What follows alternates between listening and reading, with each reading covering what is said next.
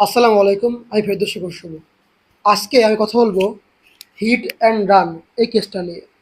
Hit and run নামটা কিন্তু interesting, তাই না? কিন্তু যেই কারণে বা যেই রিজনে আসলে হিট অ্যান্ড রান এই নামটা এসেছে সেটি কিন্তু কখনো ইন্টারেস্টিং না। এই যে যেই কারণে হিট অ্যান্ড রান নামটা আসছে সেটা আসলে খুবই একটি ভয়ঙ্কর এবং খুবই একটি ভয়ানক কারণ। হিট অ্যান্ড রান এটা আসলে কি? হিট অ্যান্ড রান হলো আমরা রাস্তায় দেখি না কেউ একজন গাড়ি দিয়ে আঘাত করলো, গাড়ি বা মোটরসাইকেল বা অন্য যে কোনো কিছু, কোনো যেগুলো যানবাহন আর কি, এগুলো কোনো কিছুতে কাউকে আঘাত করলো, আঘাত করার পরে কেউ একজন আহত হলো বা নিহত হলো, তারপরে সেই ব্যক্তিটা ওখানে না দাঁড়িয়ে সেখান থেকে পালিয়ে চলে গেল, এটিকে বলে হিট অ্যান্ড রান।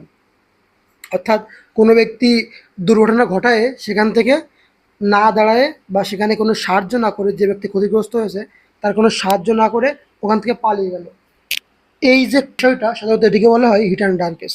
তো এই হিট অ্যান্ড রান এটি কিন্তু আইনগতভাবে একটি শাস্তিযোগ্য অপরাধ।